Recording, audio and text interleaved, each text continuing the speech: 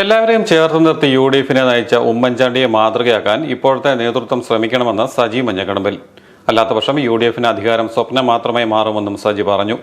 വിഴിഞ്ഞം തുറമുഖ പദ്ധതിയും കൊച്ചി മെട്രോയും കേരളത്തിന് സമ്മാനിച്ച വികസന നായകനും കേരളത്തിലെ പാവങ്ങളുടെ ആശ്രയമായിരുന്ന ഉമ്മൻചാണ്ടി സ്വന്തം പാർട്ടിക്കകത്തു നിന്നും മുന്നണിയിൽ നിന്നും രാഷ്ട്രീയ എതിരാളികളിൽ നിന്നും കൊടിയ പീഡനങ്ങൾ ഏറ്റുവാങ്ങിയാണ് നമ്മെ വിട്ടുപിരിഞ്ഞതെന്ന് സജി മഞ്ഞക്കടമ്പിൽ അഭിപ്രായപ്പെട്ടു. സാധാരണക്കാരും പാവപ്പെട്ടവരുമായ ആളുകൾക്ക് വേണ്ടി, അവരുടെ ഉന്നമനത്തിന് വേണ്ടി അല്ലെങ്കിൽ അഹോരാത്രം പടപെട്ടിയ ഒരു നേതാവായിരുന്നു. പക്ഷേ അദ്ദേഹത്തിന്റെ ജനസമ്പർക്ക പരിപാടിയിലൊക്കെ എത്രയോ പാവങ്ങൾക്ക്, സാധാരണക്കാർക്ക് ആശ്വാസം കൊടുത്ത ഒരു നേതാവായിരുന്നു.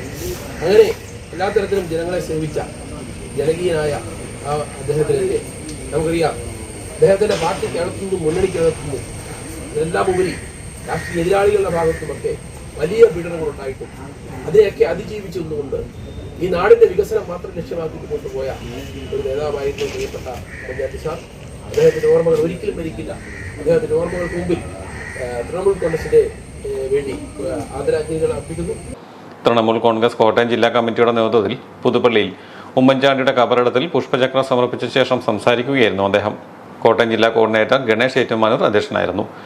ബിബിൻ ശൂരനാടൻ, ബിജു തെക്കടം, സുനി സുബിച്ചൻ, സന്തോഷ് മുക്കിലിക്കാട്ട്, ബിജു കണിയാമല, ജി ജഗദീഷ് സ്വാമി ആശാൻ, സുബിച്ചൻ പുതുപ്പള്ളി, KM കുര്യൻ, മണി കിടങ്ങൂർ, ഷാജി താഴത്തുകുന്നൽ തുടങ്ങിയവർ പ്രസംഗിച്ചു.